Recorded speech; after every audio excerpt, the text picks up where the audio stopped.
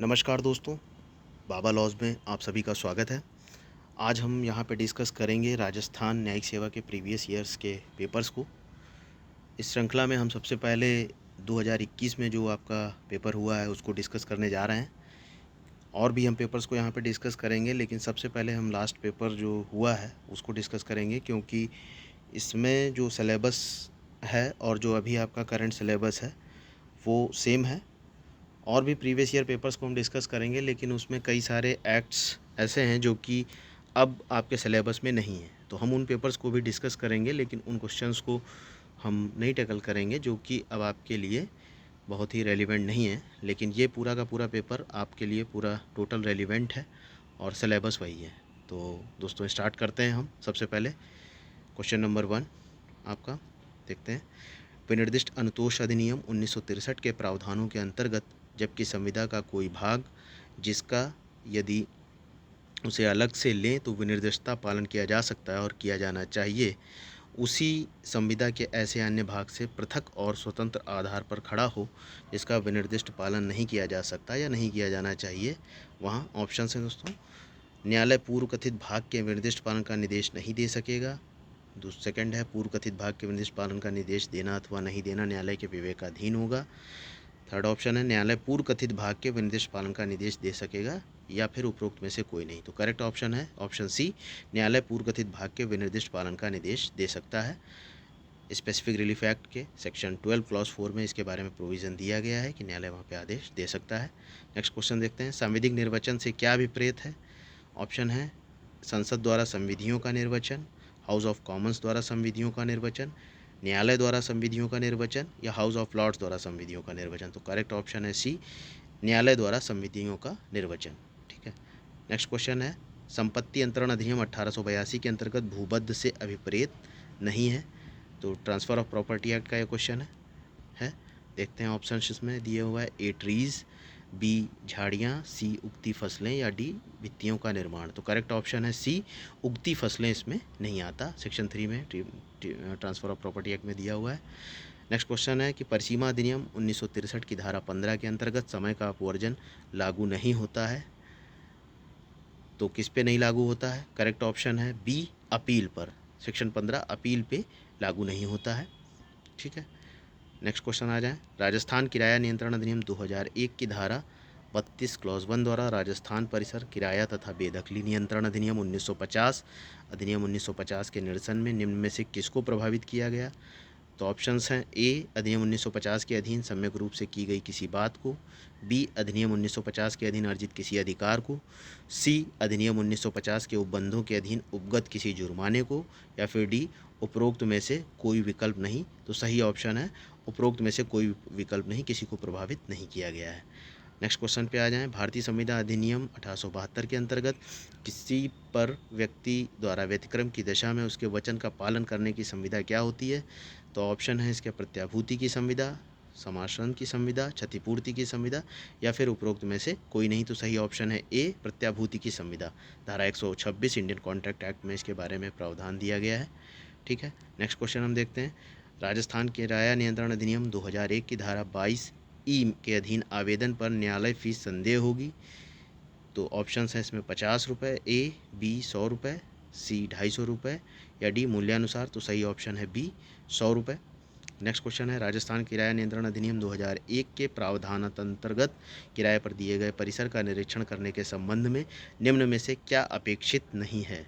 तो ऑप्शंस हैं। किराएदार से कम 7 दिवस की पूर्व की सूचना देनी होगी, बी, परिसर का निरीक्षण दिन के समय किया जाएगा, सी, ऐसा निरीक्षण 3 मास में एक बार से अधिक नहीं किया जाएगा, या फिर डी, ऐसा निरीक्षण किराएदार की उपस्थिति में ही किया जाएगा। तो सही ऑप्शन है डी, जो कि इस एक्ट में आपके सेक्शन 25 में कम से कम 7 दिन पूर्व की सूचना देने के पश्चात भूस्वामी को उसके द्वारा किराए पर दिए गए परिसर का निरीक्षण दिन में करने का अधिकार होगा तथा भूस्वामी द्वारा ऐसा निरीक्षण 3 मास से एक बार से अधिक नहीं किया जाएगा। इसका स्पष्टीकरण दिया हुआ है। सही ऑप्शन आपका इसमें डी है। नेक्स्ट आ जाए। नेक्स्ट क्वेश्चन हम देखते हैं। नेक्स्ट क्वेश्चन आपका बात करता है, एक समाचार पत्र में निविदाएं आमंत्रित करने वाला विज्ञापन है। ऑप्शंस हैं। ए, प्रस्ताव, बी, वार्ता के लिए आमंत्रण, सी, वचन या फिर डी प्रस्ताव के लिए आमंत्रण। तो करेक्ट ऑप्शन है डी प्रस्ताव के लिए आमंत्रण। समाचार पत्र में जो निविदाएं निकलती हैं ये इनविटेशन टू ऑफर होती हैं, ना कि प्रपोजल होती हैं। इस पर एक लीडिंग केस है हार्वे वर्सेस फैसी का, हम पढ़ते हैं इंडियन कॉन्ट्रैक्ट एक्ट में साथियों। नेक्स्ट क्वेश्चन आप देख लें। सिविल प्रक्रिया संहिता 1908 के अंतर्गत निम्नलिखित में से कौन सी अनुपूरक कार्यवाही नहीं है? ऑप्शन ए है रिसीवर की नियुक्ति, बी अस्थायी आदेश अनुदत्त करना, सी निर्णय पूर्व की गिरफ्तारी तथा कुर्की, या डी स्थायी व्यादेश अनुदत्त करना। तो करेक्ट ऑप्शन है स्थायी व्यादेश अनुदत्त करना। सेक्शन 94 के अंतर्गत ऊपर के सभी ऑप्शंस आप किए जा सकते हैं, लेकिन स्थायी व्यादेश अनुदत्त नहीं किया जा सकता, टेम्पोररी इंजंक्शन किया जा सकता है आपका, जो कि अनुपूरक कार्यवाही के अंतर्गत आता है। नेक्स्ट क्वेश्चन देखते हैं साथियों। किस धारा में, क्वेश्चन 11, वह प्रावधानित है कि सभी सिविल कार्रवाइयों में वाद के किसी पक्षकार का पति या पत्नी सक्षम साक्षी होंगे? इंडियन एविडेंस एक्ट का। तो इसमें ऑप्शंस हैं, option A section 120, option B 121, option C 122, option D 126। तो करेक्ट ऑप्शन है ऑप्शन ए 120। ठीक है, 121 न्यायाधीश या मजिस्ट्रेट से संबंधित हैं, 22 में विवाहित स्थिति के दौरान में की गई संसूचनाएं प्रोटेक्टेड होती हैं, 26 में आपकी प्रत्येक संसूचनाओं को प्रोटेक्ट किया गया है। ठीक है, नेक्स्ट क्वेश्चन आ जाएं कि प्रतिनिधिवाद की कार्यवाही के लंबित रहते वादी व प्रतिवादी के मध्य विवाद का राजीनामा हो जाता है। राजीनामा का अभिलेख पर रखने हेतु ये संयुक्त रूप से एक प्रार्थना पत्र प्रस्तुत करते हैं जो स्वीकार किया गया राजीनामा के आधार पर वाद डिक्री किया गया। क्या यहाँ कोई प्रक्रियात्मक अनियमितता है? तो साथियों ऑप्शंस हैं नहीं, बी ऑप्शन है हाँ, न्यायालय के राजीनामा की सत्यता के बारे में जांच करना चाहिए था, या सी नहीं, एक प्रतिनिधिवाद होने के कारण न्यायालय राजीनामा करने की अनुमति दे सकता है, या डी हाँ, एक प्रतिनिधिवाद होने के कारण न्यायालय बिना प्रक्रिया का अनुसरण किए अनुमति नहीं दे सकता। करेक्ट ऑप्शन है डी कि न्यायालय की अनुमति से ही समझौता किया जा सकता है, 23(3)(b) में दिया गया है, उसके बिना नहीं किया जा सकता। नेक्स्ट क्वेश्चन है सिविल प्रक्रिया संहिता 1908 के अंतर्गत एक परिस्थिति में वाद के पक्षकार द्वारा अधिवक्ता की नियुक्ति की संविदा उस पक्षकार की मृत्यु के पश्चात भी जारी मानी जाएगी। तो वह कौन सी परिस्थिति है? ऑप्शन है ए जब प्लीडर न्यायालय के पक्षकार की मृत्यु की सूचना दे, बी जब तक विधिक प्रतिनिधि नया अधिवक्ता नियुक्त ना करे, सी जब तक विधिक प्रतिनिधियों को पक्षकार बनाने का प्रार्थना पत्र प्रस्तुत किया जाए, या फिर ऑप्शन डी है कि ऊपर आ जाते हैं तक विधिक प्रतिनिधियों का अभिलेख पर लाया जाए। तो करेक्ट ऑप्शन है ए, ऑप्शन ए दिया हुआ है कि जब तक वो उसकी जब वो सूचना न्यायालय को दे देता है। ठीक है, देख लेते हैं, जब तक प्लीडर न्यायालय के पक्षकार की मृत्यु की सूचना दे दे। तो करेक्ट ऑप्शन इसका है ए। नेक्स्ट क्वेश्चन पे आ जाते हैं। नेक्स्ट क्वेश्चन आपका निःशुल्क विधिक सहायता की संकल्पना भारत के संविधान के किस अनुच्छेद में आई है? तो इसमें ऑप्शंस ए हैं 30, बी है 39, सी है आर्टिकल 38, या डी है आपका अनुच्छेद 38A। तो करेक्ट 39 है, करेक्ट ऑप्शन है आपका डी 39 है, जो कि 42nd कॉन्स्टिट्यूशनल अमेंडमेंट से जोड़ा गया था, फ्री लीगल एड। और इस पर एक लीडिंग केस भी हम पढ़ते हैं MH Hoskot versus state of Maharashtra का, जो भी कई बार एग्जाम में पूछा गया है, इंपॉर्टेंट है। नेक्स्ट क्वेश्चन है उच्च न्यायालय का रिट क्षेत्राधिकार उच्चतम न्यायालय के रिट क्षेत्राधिकार से व्यापक है? सही उत्तर दीजिए। तो इसमें मैं आपको पहले भी बता चुका हूँ हमारे लेक्चर्स में कि हाई कोर्ट का जुरिसडिक्शन जो है, जो स्कोप है, वो सुप्रीम कोर्ट से ज़्यादा है। वही ऑप्शंस भी यहाँ दिया हुआ है, ऑप्शन ए कि अनुच्छेद 226 की सहायता मूलभूत अधिकार और किसी अन्य अधिकार को स्थापित करने में ली जा सकती है, कि आर्टिकल 32 में केवल फंडामेंटल राइट्स के वायलेशन पे आप रिट फाइल कर सकते हैं, लेकिन आर्टिकल 226 के अंतर्गत हम अदर पर्पजेस के लिए भी रिट फाइल कर सकते हैं। ठीक है, तो ऑप्शन ए करेक्ट है। नेक्स्ट आ जाते हैं हम अंडर द सिविल प्रक्रिया संहिता 1908 के अंतर्गत निम्न में से कौन सा कथन सही नहीं है? तो फर्स्ट है कि वाद पत्र का नामंजूर किया जाना डिक्री के अंतर्गत सम्मिलित है, बी धारा 144 के अंतर्गत किसी प्रश्न का अवधारण डिक्री के अंतर्गत सम्मिलित है, या फिर सी डिक्री व्यतिक्रम के लिए खारिज करने का कोई आदेश डिक्री के अंतर्गत सम्मिलित नहीं है, या डी डिक्री के अंतर्गत कोई ऐसा न्याय निर्णय सम्मिलित है जिसकी अपील आदेश की अपील की भांति होती है। तो डिक्री की परिभाषा CPC में धारा 2 क्लॉज 2 में दी हुई है, जिसमें कि वाद पत्र का नामंजूर किया जाना और 144 के अंतर्गत किसी प्रश्न का उदाहरण आता है, और व्यतिक्रम के लिए खारिजी और ऐसा कोई न्याय निर्णय जो डी जिसकी अपील आदेश की अपील की भांति होती है, वो सम्मिलित नहीं है। तो डी में कह रहा है कि वो सम्मिलित है, तो इसलिए करेक्ट ऑप्शन है, पूछ रहा है कौन सा सही नहीं है, तो डी ऑप्शन सही नहीं है क्योंकि वह सम्मिलित नहीं होती है। नेक्स्ट क्वेश्चन है, राजस्थान किराया नियंत्रण अधिनियम 2001 की धारा 23 के अंतर्गत किए गए आवेदन का निपटारा किराया प्राधिकरण आवेदन पेश किए जाने की तारीख से कितने दिन के भीतर करना होगा? तो ऑप्शंस हैं 120 दिन, ए, बी 90 दिन, सी 60 दिन या डी 30 दिन। तो करेक्ट ऑप्शन है 60 दिन, सेक्शन 23 में इसका प्रावधान किया गया है। नेक्स्ट क्वेश्चन आ जाते हैं, संपत्ति अंतरण अधिनियम 1882 के अंतर्गत दान के संबंध में कौन सा कथन सही है? तो ऑप्शंस है, दान किसी भावी जंगम या स्थावर संपत्ति का स्वेच्छा और प्रतिफल के बिना किया गया अंतरण है, ठीक है। बी है, दान में अंतरणकर्ता अदाता व अंतरिती दाता कहलाता है। सी है, यदि प्रतिग्रहण से पहले अदाता की मृत्यु हो जाती है तो दान शून्य हो जाता है, उपरोक्त में से कोई नहीं। तो सही विकल्प है इसमें दोस्तों ऑप्शन सी, प्रतिग्रहण से पहले अगर अदाता की मृत्यु हो जाए तो दान शून्य हो जाता है। ट्रांसफ़र ऑफ प्रॉपर्टी एक्ट धारा 122 में हम इस चीज़ को पढ़ते हैं, ठीक है। नेक्स्ट क्वेश्चन पे आ जाते हैं। निर्वचन के अनुसार एक शब्द का अर्थ उसके साथ वाले शब्द के आधार पर आंका जाता है, तो यह कौन सा नियम है? तो इसमें ऑप्शंस हैं, ए रिष्टि का नियम, बी स्वर्णिम नियम, सी साहचर्य का नियम या डी प्राइमरी नियम। तो सी ऑप्शन सही है, साहचर्य का नियम, नौसेर आसोसिस भी इसे कहते हैं, ठीक है। नेक्स्ट पे आ जाते हैं क्वेश्चन पे। भारत के संविधान के अनुच्छेद 143 के अधीन निर्देश की सुनवाई करने के प्रयोजन के लिए बैठने वाले सर्वोच्च न्यायालय के न्यायाधीशों की न्यूनतम संख्या क्या होगी? तो ऑप्शन ए है 3, बी ऑप्शन 5, सी 7 या डी में 11। तो करेक्ट ऑप्शन है बी 145(3), अनुच्छेद 145(3) में दिया गया है कि 143 के अधीन अगर सुनवाई की जा रही है तो वहाँ पे न्यायाधीशों की संख्या 5 होगी। और अनुच्छेद 143 बात किस चीज़ की करता है? सलाहकारी अधिकारिता, जब राष्ट्रपति किसी विषय पर सलाह मांग ले सुप्रीम कोर्ट से, तो वहाँ पे 5 जजेस बेंच ही होगी, 5 जजेस बेंच, जो कि संवैधानिक पीठ होती है, मिनिमम 5 जजेस होने चाहिए। और सबसे बड़ी बेंच अब तक की साथियों कौन सी है? तो केशवानंद भारती केस की सबसे बड़ी बेंच है, 13 जजेस बेंच थी, ठीक है। नेक्स्ट क्वेश्चन आ जाते हैं, क्वेश्चन 21 कि अट्रेस मैजिस वैलेट कॉम पैरेट को से भी जाना जाता है। तो ऑप्शंस हैं, a rule of harmonious construction, सामंजस्यपूर्ण निर्माण का नियम, बी युक्ति निर्माण का नियम, सी सहजातीय व्याख्या का नियम या डी उपरोक्त सभी।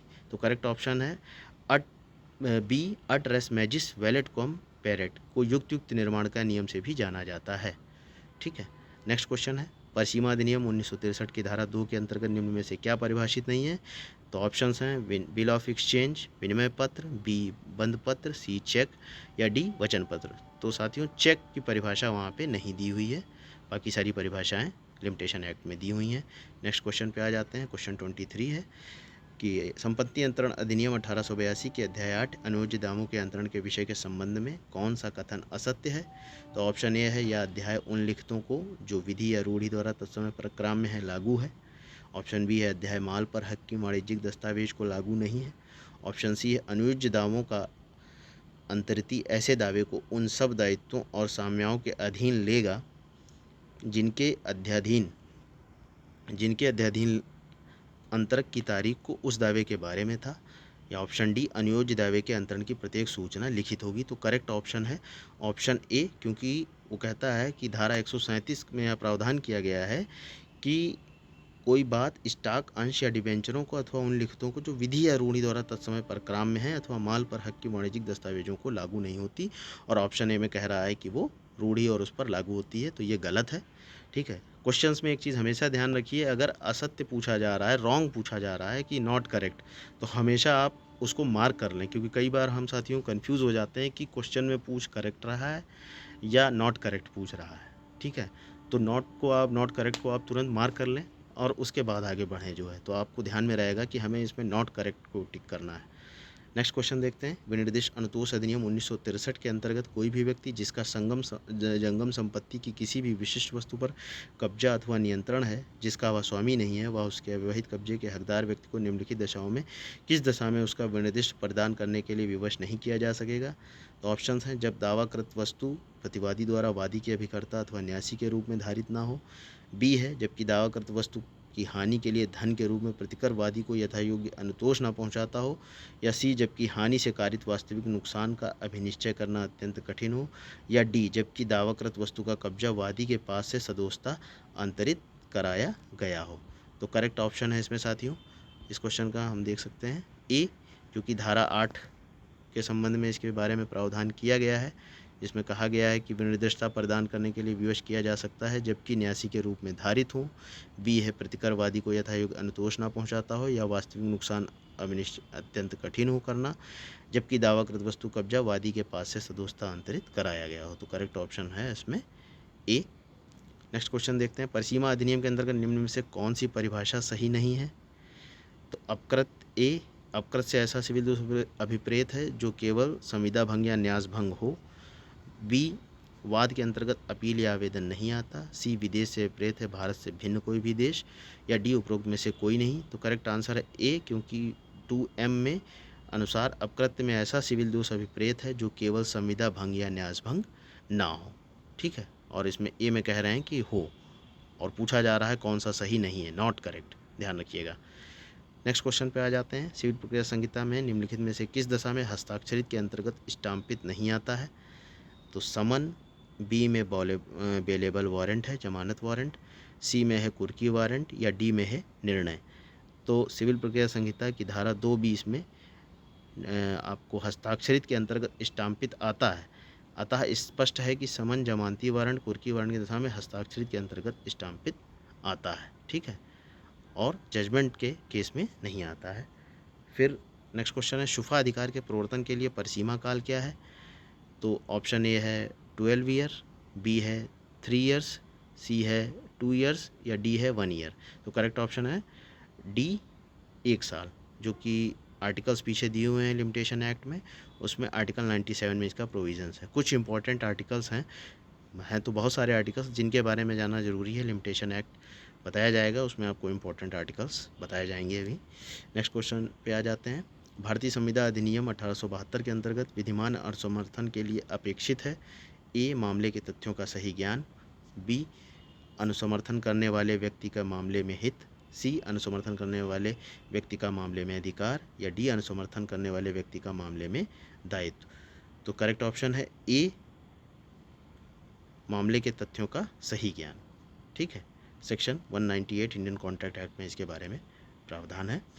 नेक्स्ट क्वेश्चन देखते हैं, विनिर्दिष्ट संतोष अधिनियम 1963 के उपबंधों के अधीन संस्थित किए गए किसी वाद का निपटारा न्यायालय द्वारा प्रतिवादी को समन तामील से कितने दिन के भीतर कर दिया जाना चाहिए? तो करेक्ट ऑप्शन है इसमें साथियों सी, 12 मास, जो कि स्पेसिफिक रिलीफ एक्ट के सेक्शन 20C में इसका प्रोविज़न किया गया है।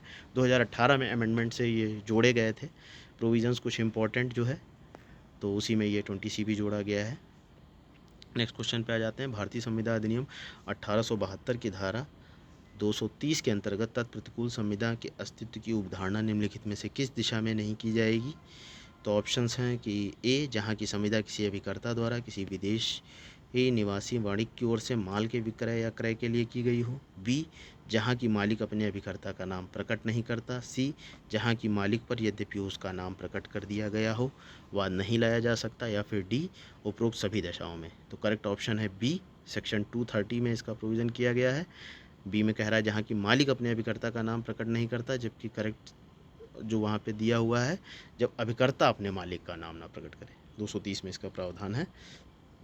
नेक्स्ट क्वेश्चन देखते हैं,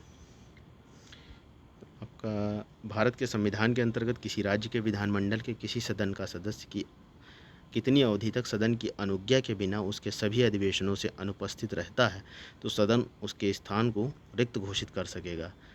तो ऑप्शंस हैं इसमें ए, 120 दिन, बी 90 दिन, सी 60 दिन, या डी 30 दिन। तो करेक्ट ऑप्शन है सी, आपका 60 दिन, जो कि 190 क्लॉज 4 में आर्टिकल 190 क्लॉज 4 में दिया हुआ है कि 60 दिन तक अगर बिना अनुज्ञा के अधिवेशनों से अनुपस्थित रहता है तो उसके स्थान को रिक्त घोषित कर दिया जाएगा।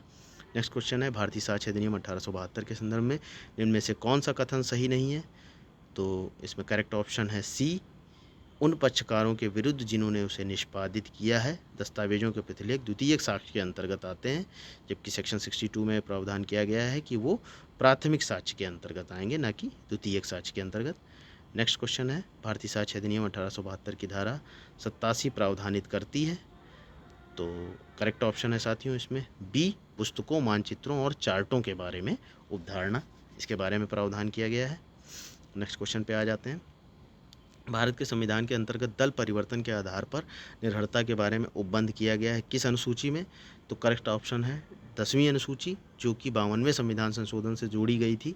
ठीक है, और इस पे एक लीडिंग केस है किहोतो होलोहान वर्सेस जाचीलू का इंपॉर्टेंट केस है, पूछा गया है। सेवरेबिलिटी पे भी हम पढ़ते हैं इसको, पृथक्करणिता के सिद्धांत पर भी हम इसको पढ़ते हैं, और आपका इस पे भी पढ़ते हैं, एंटी डिफेक्शन लॉ पर भी पढ़ते हैं। ठीक है, नेक्स्ट क्वेश्चन आ जाइए। भारतीय साक्ष्य अधिनियम की धारा 3 के संदर्भ में कौन सा कथन सही नहीं है? तो ऑप्शंस हैं मानचित्र या रेखांक दस्तावेज है, सही है। धातु पट्ट पर उत्कीर्ण लेख दस्तावेज है, सही है। उपहांकन दस्तावेज नहीं है, ये ऑप्शन इन्होंने गलत दिया है, उपहांकन भी दस्तावेज होता है। ठीक है, नेक्स्ट क्वेश्चन है या की वसीयत में यह शब्द अंतर्विष्ट है कि मैं निर्देश करता हूँ कि मेरी समस्त शेष संपत्ति का, खा और गा में बराबर बांट दी जाए। का बेईमानी से खा का नाम इस आशय से खुर्ज डालता है कि यह विश्वास कर लिया जाए कि समस्त संपत्ति उसके स्वयं के लिए और गा के लिए ही छोड़ी गई थी। का ने भारतीय दंड संहिता 1860 के अंतर्गत कौन सा अपराध किया है? तो ऑप्शन इसमें है, करेक्ट ऑप्शन होगा ए चीटिंग, 463 में इसका प्रावधान दिया गया है। उसका ये इलस्ट्रेशन भी है, वहीं से ये क्वेश्चन पूछा गया है। ठीक है, 464 में एफ दृष्टांत है उसका। नेक्स्ट क्वेश्चन आ जाए। का अपनी पत्नी गा के साथ जारकर्म करने के लिए खा का अभियोजन करता है। खा इस बात का प्रत्याख्यान करता है कि गा का की पत्नी है, परंतु न्यायालय खा को जारकर्म के लिए दोष सिद्ध करता है। तत्पश्चात का के जीवन काल में खा के साथ विवाह करने पर विवाह के लिए गा अभियोजित की जाती है। गा कहती है कि यह का की पत्नी कभी नहीं थी। खा के विरुद्ध दिया गया निर्णय, ऑप्शंस हैं, गा के विरुद्ध विसंगत है, गा के विरुद्ध सुसंगत है, या गा के विरुद्ध एक निश्चायक सबूत है, गा के विरुद्ध एक साबित तथ्य है। तो करेक्ट ऑप्शन है गा के विरुद्ध विसंगत होगा ये, क्योंकि ये सेक्शन 43 का दृष्टांत पे बेस्ड है और ये इरेलीवेंट होगा। और जारकर्म जो कि एडल्ट्री के यहाँ इलस्ट्रेशन बात की जा रही है, एडल्ट्री आपका 497 आईपीसी में साथियों यहाँ पे चर्चा हुई है। तो बता दें आपको कि जोसेफ शाइन के केस में उसको अनकॉन्स्टिट्यूशनल कर दिया गया है। अब वो केवल डिवोर्स का ग्राउंड रह गया है और वो ऑफेंस के रूप में नहीं रह गया है, केवल डिवोर्स का ग्राउंड रह गया है। नेक्स्ट क्वेश्चन पे आ जाते हैं। भारतीय दंड संहिता की धारा 363 एक प्रयोजनार्थ से विपरीत है। तो करेक्ट ऑप्शन है इसमें 18 वर्ष से कम आयु की नारी, ठीक है, और नर है तो 16 वर्ष से कम, वहाँ पे दिया हुआ है आपका किडनैपिंग के संबंध में। नेक्स्ट क्वेश्चन आ जाए। स्त्री अशिष्ट रूपण अधिनियम 1986 भारत के राजपत्र में प्रकाशित कब हुआ? तो करेक्ट ऑप्शन है इसमें सी 25 सितंबर 1987, और प्रवृत्त कब हुआ? 2 अक्टूबर 1987। ध्यान रखिएगा, प्रकाशित पूछ रहा है यहाँ पर, ना कि प्रवृत्त। तो प्रकाशित हुआ था 25 सितंबर 1987 को, और प्रवृत्त हुआ है 2 अक्टूबर 1987 को। ठीक है, नेक्स्ट ऑप्शन है किशोर न्याय बालकों की देखरेख और संरक्षण अधिनियम 2015 की धारा 101 के संदर्भ में कौन सा कथन गलत है? तो ऑप्शन है बोर्ड द्वारा पारित किसी आदेश के विरुद्ध अपील बालक न्यायालय को होगी। बी है कि धारा 101 क्लॉज 2 के अंतर्गत अपील में पारित सेशन न्यायालय के किसी आदेश के विरुद्ध द्वितीय अपील उच्च न्यायालय को होगी। सी है बालक न्यायालय के आदेश से व्यथित कोई व्यक्ति उच्च न्यायालय के समक्ष अपील संस्थित कर सकेगा। इस निष्कर्ष के संबंध में कि वह व्यक्ति ऐसा बालक नहीं है, देखरेख और संरक्षण की आवश्यकता हो, समिति द्वारा दिए गए किसी आदेश के विरुद्ध अपील नहीं होगी। तो करेक्ट ऑप्शन है इसमें बी कि सेशन न्यायालय द्वारा किसी आदेश के विरुद्ध द्वितीय अपील नहीं होती। जुवेनाइल जस्टिस एक्ट का क्वेश्चन है ये। फिर नेक्स्ट क्वेश्चन आ जाए। खोटे बांट या माप के को कब्जे में रखना एक दंडनीय अपराध है, किस सेक्शन में? तो करेक्ट ऑप्शन है section 266 of Indian Penal Code. ठीक है, 266 में इसका प्रावधान दिया गया है। नेक्स्ट क्वेश्चन पे आ जाते हैं। आपका पॉक्सो एक्ट पे है ये क्वेश्चन। लैंगिक अपराधों से बालकों का संरक्षण अधिनियम 2012 की धारा 32 के अंतर्गत कोई व्यक्ति विशेष लोक अभियोजक के रूप में नियुक्त किए जाने के लिए केवल तभी पात्र होगा यदि वह योग्यता पूछी जा रही है। तो योग्यता वही है, सीआरपीसी में भी आप देखते हैं कि स्पेशल पब्लिक प्रोसिक्यूटर 7 ईयर्स की योग्यता रखता है। तो ऑप्शन सी सही है, 7 वर्ष तक के लिए वो विधि व्यवसाय किया हो तब वह स्पेशल पब्लिक प्रोसिक्यूटर बन सकता है। नेक्स्ट क्वेश्चन आ जाते हैं। भारतीय दंड संहिता के अंतर्गत निम्न में से कौन सा दंडनीय अपराध नहीं है? ऑप्शंस हैं हत्या की तैयारी, डकैती की तैयारी, भारत सरकार के विरुद्ध युद्ध करने की तैयारी, या भारत सरकार के साथ शांति का संबंध रखने वाली शक्ति के राज्य क्षेत्र में लूटपाट करने की तैयारी। तो साथियों करेक्ट ऑप्शन यहाँ पे होगा ए हत्या करने की तैयारी, ये पनिशेबल नहीं है। डकैती की तैयारी भी पनिशेबल है सेक्शन 399 में। भारत सरकार के विरुद्ध युद्ध करना की भी आपकी तैयारी 122 में पनिशेबल है। और राज क्षेत्र में लूटपाट करने की तैयारी 126 में पनिशेबल। हत्या करने की तैयारी पनिशेबल नहीं है। हाँ, अटेम्प्ट पनिशेबल है आपका, 307 पढ़ते हैं हम, और तैयारी पनिशेबल नहीं है। नेक्स्ट क्वेश्चन आ जाते हैं। माननीय उच्चतम न्यायालय द्वारा हरदीप सिंह बनाम पंजाब राज्य 3 SCC 62 में पारित निर्णय संबंधित किससे है? तो ऑप्शंस हैं ए 311, बी धारा 41, सी है 313 या डी है 319। तो ये 319 से रिलेट करता है हरदीप सिंह बनाम पंजाब राज्य का केस। 319 जो कि अपराध के दोषी होने वाले अन्य व्यक्तियों के विरुद्ध कार्रवाई करने की शक्ति देती है। ठीक है, जैसे कि सीआरपीसी में आप प्रोविजंस देखते हैं, इससे कनेक्टेड एक प्रोविज़न है, जान लें आप। 169 में अगर पुलिस एफआईआर लगा देती है, फाइनल रिपोर्ट लगा देती है, या किसी व्यक्ति का नाम हटा देती है, तो 319 में कोर्ट को फिर से पावर है कि वो जिसका नाम हटाया गया है उसको जोड़ दे, या किसी ऐसे व्यक्ति का भी नाम यहाँ पे जोड़ा जा सकता है जिसका कि चार्जशीट में नाम नहीं है और कोर्ट को लगता है कि जोड़ा जाना चाहिए। तो 319 पे ये लीडिंग केस है हरदीप सिंह बनाम पंजाब राज्य का, ध्यान रखिएगा, इंपॉर्टेंट केस है। नेक्स्ट क्वेश्चन आ जाइए। दंड प्रक्रिया संहिता 1973 की धारा 144 के अधीन किया गया कोई आदेश उस आदेश के लिए जाने की तारीख से कितने दिन तक प्रवृत्त रहेगा? तो करेक्ट ऑप्शन है 2 मास तक। 144(4) में इसका प्रावधान है, और इसको 6 मास तक के लिए एक्सटेंड भी किया जा सकता है अगर राज्य सरकार उचित समझे कि यह मानव जीवन या स्वास्थ्य या क्षेम के खतरे के निवारण के लिए आवश्यक है, तो उसको बढ़ाया जा सकता है। फिर आ जाएं नेक्स्ट क्वेश्चन। परक्राम में लिखित अधिनियम 1881 की धाराएं 143 से 147 कब प्रवृत्त हुई? तो करेक्ट ऑप्शन है 6 फरवरी। परक्राम लिखित अधिनियम धाराएं 143 से 47 6 फरवरी 2003 को प्रवृत्त हुई, करेक्ट ऑप्शन है। ठीक है, नेक्स्ट आ जाते हैं कि किशोर न्याय बालकों की देखरेख और संरक्षण अधिनियम 2015 के अंतर्गत बाल कल्याण पुलिस अधिकारी के रूप में कौन अभिहित नहीं किया जा सकता है? ऑप्शंस हैं हेड कांस्टेबल, सहायक उपनिरीक्षक या उपरोक्त सभी। तो सहायक उपनिरीक्षक की रैंक से नीचे का व्यक्ति नहीं होना चाहिए, तो उपनिरीक्षक उसके ऊपर की रैंक का व्यक्ति होगा, तो वो हो ही सकता है, लेकिन हेड कांस्टेबल नहीं हो सकता। जो करेक्ट ऑप्शन है उसका ए होगा, हेड कांस्टेबल नहीं हो सकता।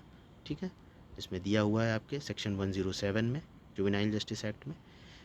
फिर नेक्स्ट क्वेश्चन आ जाते हैं। भारतीय दंड संहिता 1860 के अंतर्गत जब एकांत परिरोध का दिया गया कारावास 3 मास से अधिक हो, तब दिए गए संपूर्ण कारावास के किसी एक मास में एकांत परिरोध से अधिक नहीं होगा। तो करेक्ट ऑप्शन होगा इसमें 7 दिन से अधिक नहीं होगा। वैसे तो एक बार हमें 14 दिन नहीं दे सकते हैं, इससे ज़्यादा नहीं दे सकते हैं, सेक्शन 74 में इसका प्रावधान है। लेकिन अगर 3 मास से अधिक ही दिया गया है तो वहाँ पर एक मंथ में 7 डेज से ज़्यादा का नहीं दे सकते हैं सॉलिटरी कन्फाइनमेंट, एकांत परिरोध। एकांत परिरोध आपके जो है किस पनिशमेंट थ्योरी पे आधारित है, ये भी क्वेश्चन एक बार पूछा गया है। तो वो आपकी प्रायश्चित्तात्मक सिद्धांत पर, एक्सपिएटरी थ्योरी पर बेस्ड है, ध्यान रखिएगा आप। नेक्स्ट क्वेश्चन है किशोर न्याय बालकों की देखरेख और संरक्षण अधिनियम 2015 की धारा 3 में कुल कितने मूलभूत सिद्धांत उपबंधित हैं? तो साथियों करेक्ट ऑप्शन है सी, 16 सिद्धांत उपबंधित हैं। इसमें कई सारे हैं, आप देख सकते हैं यहाँ पे दिए हुए हैं एक्सप्लेनेशन में। निर्दोषता का सिद्धांत, गरिमा और योग्यता का सिद्धांत, भाग लेने का सिद्धांत, सर्वोत्तम हित का सिद्धांत, टोटल 16 है, आप देख लें यहाँ पे। और नेक्स्ट आ जाते हैं। गिरफ्तार व्यक्ति की पहचान करने के संबंध में दंड प्रक्रिया संहिता 1973 का कौन सा उपबंध है? तो करेक्ट ऑप्शन है दोस्तों इसमें 54A, जो कि 2005 में जोड़ा गया था, इसके बारे में प्रावधान करता है। 53A जो कि रेप के संबंध में व्यक्ति की चिकित्सा व्यवसायी द्वारा परीक्षा है। 54 में गिरफ्तार व्यक्ति के लिए चिकित्सा व्यवसायी द्वारा परीक्षा है। ठीक है, नेक्स्ट क्वेश्चन आ जाते हैं। अपराधी परीक्षा अधिनियम 1958 की धारा 17 में नियम बनाने की शक्ति किसके पास है? तो नियम बनाने की शक्ति राज्य सरकार के पास है, केंद्र सरकार के पूर्व अनुमोदन से, सेक्शन 17 में। करेक्ट ऑप्शन डी है। नेक्स्ट क्वेश्चन आ जाते हैं। विधि के समादेशों के अनुवर्तन में अपने वरिष्ठ ऑफिसर के आदेश से भीड़ पर गोली चलाता है का कार्य भारतीय संहिता के किस साधारण अपवाद के अंतर्गत आता है? तो वह विधि द्वारा आबद्ध होने का विश्वास करने वाले व्यक्ति द्वारा किया गया कार्य है। सेक्शन 76 का ये इलस्ट्रेशन है।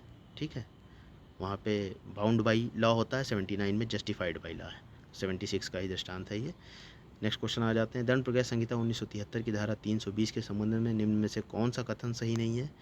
ऑप्शंस हैं आरोप से पहले अपराध के शमन का प्रभाव उस अभियुक्त का उन्मोचन होगा। बी है अभियुक्त पूर्व दोष सिद्धि के कारण वर्धित दंड से दंडनीय है तो अपराध का शमन नहीं किया जाएगा। सी है अपील लंबित होने पर अपराध का शमन अपीली न्यायालय की इजाज़त के बिना अनुज्ञात नहीं होगा।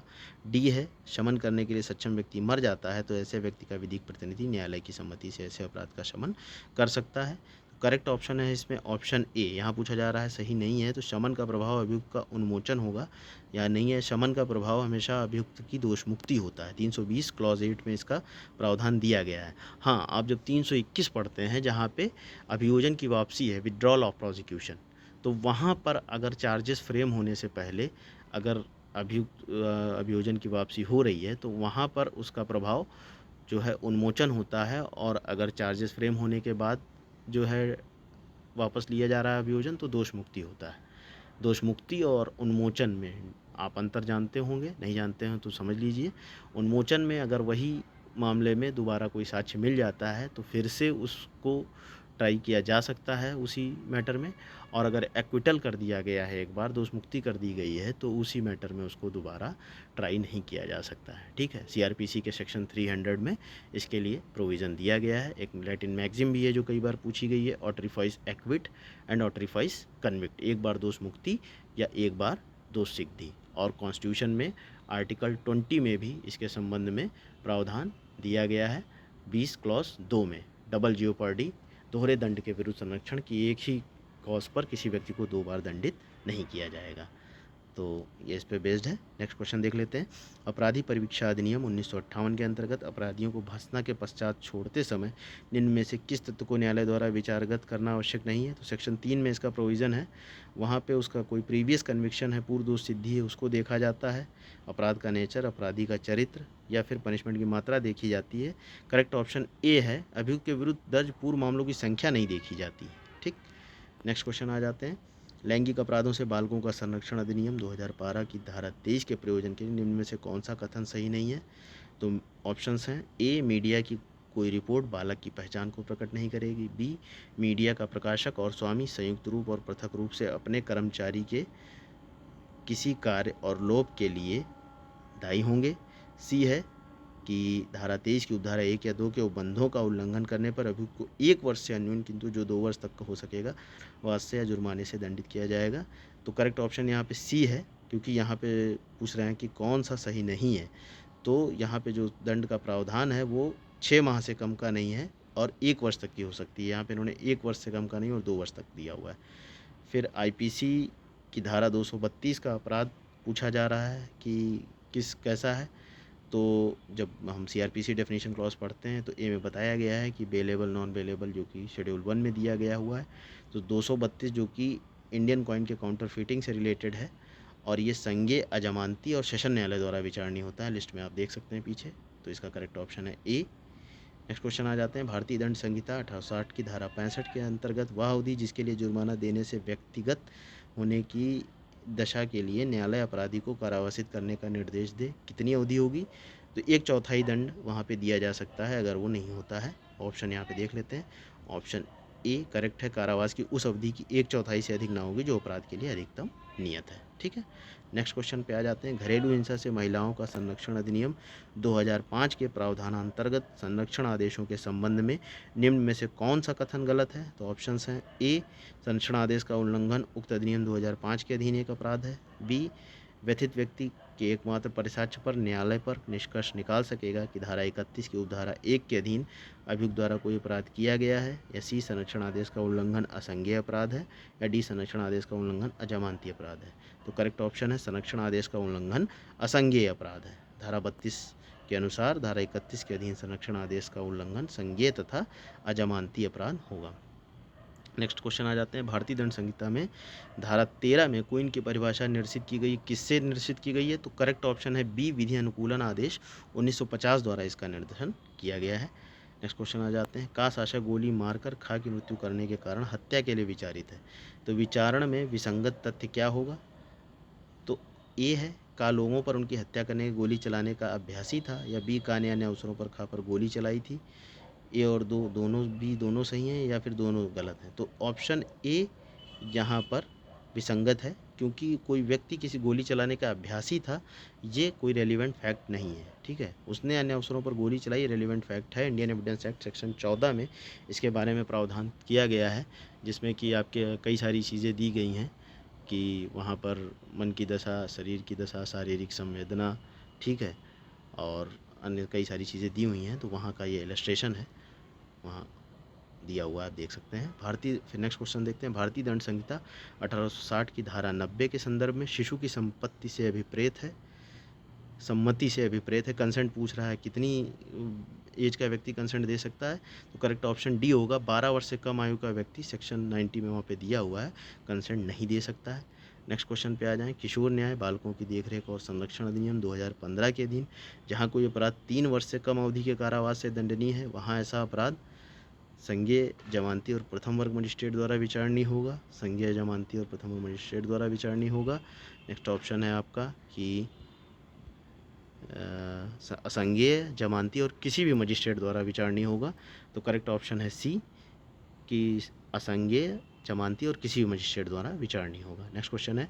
महिलाओं का कार्यस्थल पर लैंगिक उत्पीड़न अधिनियम 2013 के अंतर्गत आंतरिक परिवाद समिति के गठन के नाम निर्देशित कुल सदस्यों में कम से कम महिलाएं कितनी होंगी, तो करेक्ट ऑप्शन है आधी संख्या महिलाओं की होगी, सेक्शन 4 क्लॉज 2 में दिया गया है। दोस्तों ये एक्ट आप जानते होंगे Vishakha versus state of Rajasthan के केस की गाइडलाइंस थी, आपका पुराना केस है, जो कि कार्यस्थल पर लैंगिक उत्पीड़न को रोकने के संबंध में ऑनरेबल सुप्रीम कोर्ट ने गाइडलाइंस दी थी। काफ़ी समय तक वही गाइडलाइंस पालन किया गया और 2013 में ये एक्ट बनता है जिसमें कि उन सारी गाइडलाइंस को फॉलो किया गया है। ठीक है, नेक्स्ट क्वेश्चन देखते हैं। दंड प्रक्रिया संहिता 1973 की धारा 105 के उपबंध में पहचान करना के अंतर्गत क्या आता है, डेफिनीशन है। मैंने बताया भी है आपको, ये डेफिनीशंस इंपॉर्टेंट है जब सीआरपीसी बता रहा था। तो इसमें ऑप्शन बी करेक्ट है कि आइडेंटिफिकेशन में क्या आ रहा है, या सबूत स्थापित करना है कि संपत्ति किसी अपराध के लिए जाने से व्युत्पन्न हुई है। नेक्स्ट क्वेश्चन है। लैंगिक अपराधों से बालकों का संरक्षण अधिनियम 2012 की धारा 3 से 13 तक के उपबंध बालक की चिकित्सीय परीक्षा या चिकित्सीय उपचार मामलों में लागू नहीं होंगे जब ऑप्शंस हैं दोस्तों। ए, ऐसी चिकित्सीय परीक्षा या चिकित्सीय उपचार स्वयं बालक की सहमति से किए जा रहे हों, या ऐसी चिकित्सीय परीक्षा या चिकित्सीय उपचार न्यायालय की सहमति से किए जा रहे हों। सी, ऐसी चिकित्सीय परीक्षा या चिकित्सीय उपचार बालक के माता पिता की सहमति से किए जा रहे हों, तो करेक्ट ऑप्शन है सी यहाँ पर कि धारा 41 में वहाँ पे दिया हुआ है कि 3 से 13 तक के प्रावधान लागू नहीं होंगे जबकि माता पिता या उसके संरक्षक की सहमति से जो है मेडिकल एग्जामिनेशन हो रहा है। नेक्स्ट क्वेश्चन है कि 125 के में साक्ष्य उस रीति से अभिलिखित किया जाएगा दंड प्रक्रिया संहिता जो कि मेंटेनेंस की बात करता है, तो प्रोसीजर क्या होगा 126 में दिया हुआ है सीआरपीसी में, जो कि समन मामलों में है विहित है, वही प्रोसीजर अपनाया जाएगा। तो करेक्ट ऑप्शन है जो समन मामलों के लिए विहित है, ए। नेक्स्ट क्वेश्चन आ जाते हैं। दंड प्रक्रिया संहिता के अंतर्गत राजद्रोहात्मक बातें फैलाने वाले व्यक्तियों से सदाचार के लिए प्रतिभूति की मांग कौन करेगा, तो करेक्ट ऑप्शन होगा डी, कार्यपालक मजिस्ट्रेट द्वारा की जाएगी सीआरपीसी 108 के अंतर्गत। ठीक है, कितने दिन के लिए, 1 वर्ष के लिए की जाती है। प्रतिभूति सहित या रहित बंद पत्र निष्पादित कराया जाता है और भंग पर 1 वर्ष का कारावास दिया जाता है। सीआरपीसी में मैंने बताया, पूरा चार्ट आपको बताया इसके रिगार्डिंग कि यहीं से क्वेश्चंस पूछे जाते हैं और वहीं से देखिए क्वेश्चन पूछा भी गया है लास्ट ईयर, तो उस चार्ट को आप ध्यान रखें। नेक्स्ट क्वेश्चन आ जाते हैं हम, क्वेश्चन 68 है।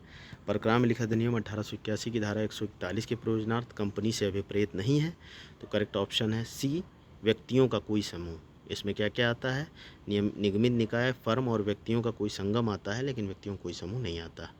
नेक्स्ट क्वेश्चन है। दंड प्रक्रिया संहिता की धारा 41 के अंतर्गत पुलिस वारंट के बिना निम्न में से किसे गिरफ्तार नहीं कर सकती है, तो करेक्ट ऑप्शन है ए, जिसमें पुलिस अधिकारी की उपस्थिति में असंज्ञेय अपराध किया गया है। साथियों, अगर संज्ञेय अपराध उपस्थिति में किया जा रहा है तो गिरफ्तार कर सकती है, संज्ञेय पे नहीं गिरफ्तार कर सकती है बिना वारंट के। नेक्स्ट क्वेश्चन है। घरेलू हिंसा में महिलाओं का संरक्षण नियम 2005 के अंतर्गत संरक्षण अधिकारी के संबंध में निम्न में से कौन सा कथन सही है, तो ऑप्शंस हैं संरक्षण अधिकारी लोक सेवक नहीं है, ऑप्शन बी है संरक्षण अधिकारी द्वारा कर्तव्यों का निर्वहन न करने पर शक्ति का प्रावधान है, तो ऑप्शन बी करेक्ट है। 33 में दिया गया है कि अगर वो कर्तव्यों का पालन नहीं करता है, असफल रहता है, तो वहाँ पर इनकार करता है तो ऐसी अवधि का कारावास जो 1 वर्ष तक का हो सकेगा या 20,000 रुपये तक का हो सकेगा, दोनों से दंडित किया जाएगा। तो ये 70 क्वेश्चंस हो गए आपके लॉ से रिगार्डिंग। अगले 30 क्वेश्चन आपके लैंग्वेज पे हैं, 15 हिंदी से, 15 इंग्लिश। देख लेते हैं दोस्तों इनको भी। नेक्स्ट क्वेश्चन आ जाइए हिंदी में। अध्यादेश शब्द में उपसर्ग है, तो अध्यादेश शब्द में उपसर्ग है अधि। ठीक है, फिर नेक्स्ट क्वेश्चन है। निम्न में से सही एक वचन व बहुवचन का मेल बताइए, तो करेक्ट ऑप्शन है बी, गुड़िया, इसका बहुवचन है गुड़ियाँ। ठीक है, फिर नेक्स्ट क्वेश्चन आ जाइए। ढक्कन शब्द में प्रत्यय है, तो ऑप्शन है ए अन, बी कन, सी ना, डी आ। तो ए में ढक्कन शब्द में प्रत्यय अन है। एक ऊपर अभी देखिए क्वेश्चन पूछा गया उपसर्ग और नीचे पूछा गया प्रत्यय। बहुत आसान है। उपसर्ग हमेशा पहले जोड़ा जाता है, ठीक है, ध्यान रखिएगा। उपसर्ग किसी शब्द के अर्थ में को बदल देता है अगर उसके पहले जोड़ दिया जाए, और प्रत्यय हमेशा बाद में लगता है। तो अध्यादेश में देखिए आप कि अधि पहले जुड़ रहा था तो अध्यादेश हो जा रहा था, और ढक्कन में अन जो है बाद में जुड़ रहा है तो वो उसका अर्थ बदल दे रहा है। तो प्रत्यय हमेशा बाद में जुड़ता है और उपसर्ग हमेशा पहले, ये पहचान होती है, ध्यान रखिएगा आप। नेक्स्ट क्वेश्चन आ जाइए। निम्न वाक्य की पूर्ति स्थानवाचक क्रिया विशेषण से कीजिए। तो मैं चला गया था, कहाँ चला गया था? करेक्ट ऑप्शन है दिल्ली। स्थानवाचक है तो दिल्ली चला गया था, दिल्ली स्थान है। अनुप्रास अलंकार का कौन सा उदाहरण है? नेक्स्ट क्वेश्चन है। तो निधियाँ न्यारी कि एक ही शब्द की बार बार जो है रिपीटेशन हो रहा है, ना बार बार आ रहा है, निधियाँ न्यारी, ठीक है, बार बार उसका रिपीटेशन हो रहा है। निम्न में से कर्मवाच्य का उदाहरण है। तो रोगी को दवा दे दी गई है, पत्र भेज दिया गया है, रोगियों को छोड़ दिया जाएगा, गौरव पुस्तक पढ़ता है। तो ऑप्शन ए करेक्ट है कि रोगी को दवा दे दी गई है, कर्मवाच्य का उदाहरण है। नेक्स्ट क्वेश्चन पे आ जाएं कि कान में फूंक मारना मुहावरे का अर्थ है। ऑप्शन ए प्रभावित करना है। निम्न में से अशुद्ध वाक्य क्या है? तो वह अनेकों भाषाएं जानता है। ऑप्शन सी यह अशुद्ध है। मुझे आपका काम पसंद है, मोहन और उसके पिता घर पर ही हैं, यह कहानी प्रेमचंद की लिखी हुई है, ये सारे सही हैं। वह अनेकों भाषाएं जानता है, यह ऑप्शन गलत है। निम्न में से बहुवचन शब्द हैं। तो चांदी, क्रोध, अहंकार, आंसू। तो करेक्ट ऑप्शन है आंसू। शुद्ध वाक्य पूछ रहा है क्या है? तो ऑप्शन डी इसमें शुद्ध है कि सीता की आंखों में आंसू बह रहे हैं, बाकी सारे अशुद्ध हैं। या बुद्धिमान स्त्री है तो या बुद्धिमती स्त्री है, सही होगा। आदरणीय माता जी से निवेदन है कीजिए, आदरणीय माता जी से निवेदन कीजिए। और गुणवान स्त्री सर्वत्र पूजी जाती हैं, तो गुणवान स्त्री सर्वत्र पूजी जाती हैं। अकारण शब्द का विलोमार्थी शब्द है सकारण। Option B. अक्ल का पुतला मुहावरे का अर्थ है। ऑप्शन बी बुद्धिमान, ठीक है। अक्ल का दुश्मन बुद्धिहीन होता है। नेक्स्ट ऑप्शन देख लीजिए कि संधि विच्छेद का सही मेल पूछ रहा है। तो करेक्ट ऑप्शन है गंगोदक, गंगा प्लस उदक, ये करेक्ट ऑप्शन है इसमें 83 में। निषेध शब्द का संधि विच्छेद है निह प्लस सेध, निषेध, ये जुड़ करके संधि विच्छेद हो रहा है। अपना अपना सामान उठाओ और चलते बनो वाक्य में सर्वनाम है अपना अपना सामान उठाओ। करेक्ट ऑप्शन है ए अपना अपना। फिर ये 15 क्वेश्चन हिंदी के हो गए। नेक्स्ट 15 क्वेश्चन आ जाते हैं इंग्लिश के।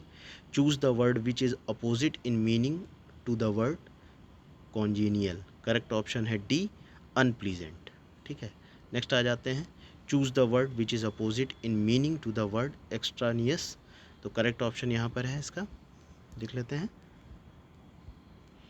सी एक्स्ट्रानियस, इरेलीवेंट और unrelated. Antonym relevant, consistent from, next time, meaning of other words. Next question है। Choose the correct active passive voice best express the following sentence. Help the needy. तो correct option है let the needy be helped. Next question है। Choose the correct synonym of the word verbose. तो correct option है talkative. Verbose का मतलब होता है कि माउथी आवश्यकता से अधिक शब्दों का जो प्रयोग करे, तो इसका सिनोनिम है टॉकेटिव। नेक्स्ट ऑप्शन आ जाइए, इसकी डायरेक्ट इनडायरेक्ट स्पीच बनानी है। Mother told her son why are you leaving the house early today. तो करेक्ट ऑप्शन है यहाँ पर mother told her son, mother asked her son why he was leaving the house early that day. Next option है, question है fill in the blank with appropriate article. I could not believe my eyes when I saw. तो correct इसमें जो है क्या लगाया जाएगा शब्द? तो करेक्ट ऑप्शन होगा यहाँ पे बी एन एलिफेंट, क्योंकि ए ई आई ओ यू जो कि आपके वॉवेल्स होते हैं उनके पीछे एन यूज़ होगा, तो एलिफेंट ई से स्टार्ट हो रहा है, यहाँ पे एन शब्द का यूज़ होगा। नेक्स्ट देख लें। Choose the correct indirect direct speech. He said I was writing an application to the mayor about the pathetic condition of road. तो करेक्ट ऑप्शन है he said that he had been writing an application to the mayor about the pathetic condition of road. Next question है choose the correct sentence। तो correct sentence है यहाँ पर B when I woke up he had already eaten breakfast, ठीक है, क्योंकि ये जब आपका पास्ट परफेक्ट और इंडेफिनेट दोनों होते हैं तो वो एक्ट पहले होता है, वो परफेक्ट टेंस में बनता है जो कि हो चुका है। तो वो व्यक्ति जा चुका था जब मैं उठा, तो जा चुका था, ही हैड ऑलरेडी ईट, वो अपना ब्रेकफास्ट ले चुका था, सॉरी, तो वो परफेक्ट में बना है। तो ये बी ऑप्शन यहाँ करेक्ट होगा। 94 देख लेते हैं। Choose correctly spelled word. तो यहाँ पे मोनोटोनस ऑप्शन बी करेक्ट है, इसका मीनिंग होता है नीरस। नेक्स्ट ऑप्शन क्वेश्चन देख लेते हैं। Choose the correct active passive voice. Scientist conducted a water detection test on mass successfully. तो करेक्ट ऑप्शन है यहाँ पर ऑप्शन डी, ठीक है। A water detection test on mass was conducted successfully by scientist. Next question है the chief guest with his wife. Option A correct है, has left, क्यों चले गए, सिंगुलर में आ रहा है, ठीक है, हैज़ यूज़ हो रहा है। Fill in the blank with appropriate article. India will become a super power shortly, ठीक है, ए यहाँ पे यूज़ होगा, ठीक है, because article a is use for consonant sound complete sentence would be India will become a super power shortly, ठीक है। Next आ जाते हैं। Choose the correct synonym of the word lethargy. तो करेक्ट ऑप्शन है इसका लिस्टलेसनेस, सी। नेक्स्ट क्वेश्चन है fill in the blank the appropriate phrasal verb before finally launching of the missile many experiments were. Correct option है B, carried out. Next question है last आपका कि he will go to Mumbai and, correct option है put up in a hotel. तो ये आपका 2021 का पूरा क्वेश्चन पेपर हमने यहाँ पे डिस्कस किया साथियों, और आगे भी हम पेपर्स डिस्कस करेंगे और भी प्रीवियस ईयर के। अगर आपको वीडियो पसंद आया हो तो हमारे चैनल को लाइक करें, सब्सक्राइब करें, शेयर करें। धन्यवाद।